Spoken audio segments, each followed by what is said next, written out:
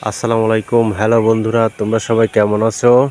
আজ আমি আসলাম তোমাদের মাঝে একটি অন্যতম টক ফল কামড়া ফল, যে ফলটা গ্রাম অঞ্চলে বিভিন্ন উঠানে হয়ে থাকে। কামড়া ফলের অনেক উপকারিতা এবং অপকারিতাও আছে। এই ফলটি খেলে আপনি লেবু এবং ভিটামিন সিতে ভরপুর, এটাতে ভিটামিন এও আছে।